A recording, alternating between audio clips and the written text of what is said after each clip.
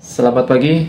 Pagi ini kita bikinkan video dari jawaban pertanyaan kawan kita yang dia bertanya di kolom komentar, Bang, bagaimana sih cara ngegeber atau cara ngelepek merpati betina yang benar dari si jantannya bahan player sampai jadi juara? Gimana caranya? Logis atau enggak? Pertanyaan kayak gitu loh. Nggak apa-apa, lakukan pertanyaan-pertanyaan yang logis atau enggaknya silahkan, nggak apa-apa. Karena kawan kita ini menggunakan kalimat yang sopan dan pertanyaannya ini penting karena banyak di luar sana juga berpikir nggak terlalu logis tentang permasalahan merpati. Di sini kita jawab, semoga bermanfaat video kita pagi ini.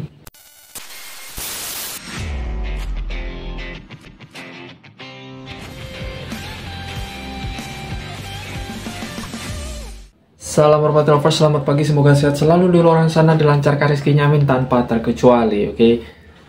Terima kasih untuk yang udah mampir, yang like, yang komen, yang curhat bareng-bareng, silahkan. Kali ini kita angkat jawaban dari VT pertanyaan kawan kita yang bertanya, Bang, merpati bahan player gimana sih cara ngegeber, cara ngelepeknya sampai si merpati bahan tersebut jadi player dan podium atau juara? Di sini kita jawab ya. Jangan ada tersinggung, jangan ada marah karena kita sharing, saling berbagi pengalaman. Di sini nggak ada cara spesial apapun, cara ngelepek merpati betina biar si jantannya dari bahan player sampai jadi player juara. Itu nggak ada. Jawaban saya logis sebetulnya. Merpati juara atau podium itu berarti rezeki kita. Itu udah rezeki si merpati, udah rezeki kita. Kita juara itu rezeki kita. Tetapi jangan melupakan ada beberapa aspek yang harus didukung sebelum berharap menjadi juara. Di dunia merpati juga gitu. Terkadang kita sudah memiliki beberapa aspek yang bakalan kita maksud nanti ini.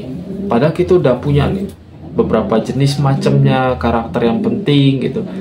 Berharap oh ini bakalan juara, tapi kalau memang kita belum rezekinya, walaupun sebagus apapun perawatan, sebagus apapun terah, sebagus apapun karakter si merpati tersebut, tetap aja kalau nggak rezeki, kalau menurut saya pribadi ya, kalau menurut saya pribadi kalau belum rezekinya ya ada aja masalahnya untuk nggak podium. Walaupun jamu udah mahal, perawatan maksimal, terah udah jelas segala macamnya, kadang gitu, tetap kalau belum rezeki belum bisa. Banyak juga kok merpati di luar sana yang bagus-bagus kinerjanya, tahu-tahu mendadakan dia matchlock, atau nanti dia turun yang nggak mau, kadang juga ngegerobok atau boncor atau landing, ada. Jadi itu bukan hal yang pasti untuk podium. Ya, nah kriteria yang bakal kita bahas ini sebelum mencapai podium dan harapan podiumnya untuk kita sebagai owner.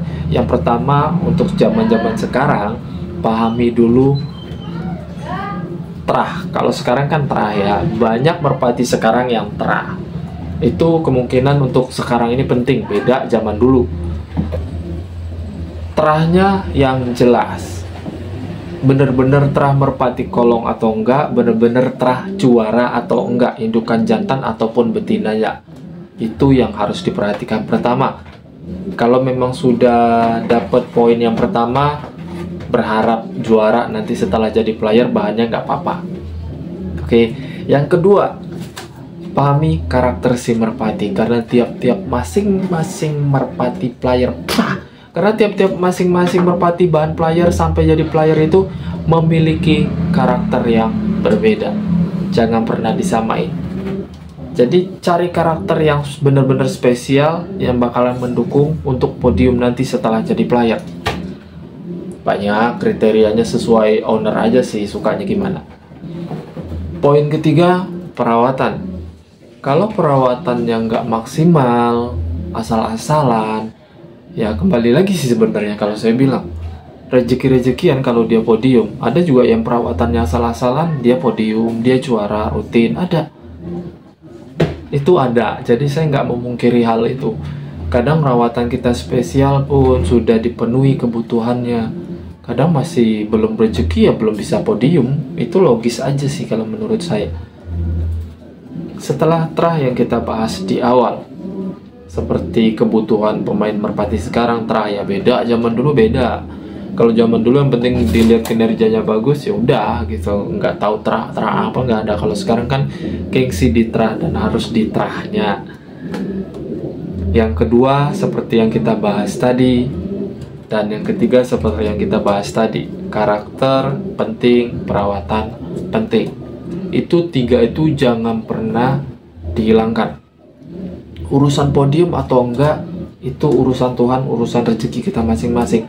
Jadi walaupun punya terah, punya karakter yang bagus, perawatan udah maksimal, terus kita langsung setiap minggu ikut lomba, beli tiket, udah memastikan 100% merpati kita juara walaupun hebat, gak jamin bos. Karena musuh merpati itu alam. Musuh merpati alam dan tukang bajak. Itu kenapa ya di sini ada lapak kecil-kecil lah, nggak terlalu kecil juga, menengah lah. Kenapa saya nggak mau terlalu main di lapak sekitaran sini, padahal deket-deket? Karena di situ gini, saya sedikit curhat ya. Terkadang kita udah banyak kenal di lapak, ibaratnya satu lapak itu kawan kita. Ketemu burung kita bagus, terus male, hilang, nangkrong. Kalau nggak pulang, itu mereka bukan berniat bantu cari untuk memulangkan ke kita, tetapi justru mereka mencari untuk diambil secara diam-diam kebutuhan mereka. Entah itu disabotase dengan cara apapun, entah itu untuk dijual lagi, entah itu untuk dibreeding lagi. Kalau merpati kita bagus, itu yang sedikit curhat unek-unek di hati saya itu sih sebetulnya. Oh jangan lupa beberapa poin yang tadi ditambahin, CC-nya juga penting. Kalau CC-nya kayak daun kering ya agak susah, bakalan susah itu tuh untuk juara. Kecuali kalau memang kondisi angin benar-benar besar, saya akuin CC yang besar-besar sekalipun bakalan susah adaptasi dengan angin yang kondisinya besar. Itu pengalaman saya, apalagi kondisi yang di pesisir di pinggir laut lapangannya itu.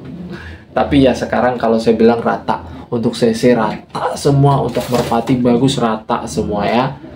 Jadi nggak peduli pemain kecil, pemain besar, kolongan kecil, kolongan menengah, kolongan besar, nasional segala macam, sekarang rata-rata kualitas merpatinya hampir sama. Sisanya tergantung perawatan, karakter, rezeki masing-masing. Ya nggak? Jadi untuk kawan kita ini jangan percaya lagi tentang hal yang kurang logis seperti itu. Kalau memang ada kawan yang bilang, wah ada caranya tahu ngegeber merpati, ngelepek merpati betina biar merpati bahan tersebut dari bahan player sampai dia jadi player bisa podium. Nggak ada ya bosku, nggak ada ya kawanku, nggak ada trik khususnya. Yang penting ngelatihnya bener, cara gebernya sesuai, fokuskan dulu ke betina. Untuk bahan player itu tuh kalau saran saya, pertama dia keket, disangganin, diberikan jodoh, dia keket itu fokuskan ke betina dulu. Itu cuman sekedar saran. Kalau mau mengikuti silakan, kalau nggak sabar ya nggak apa-apa, pakai cara tersendiri, yang penting hasilnya tetap positif.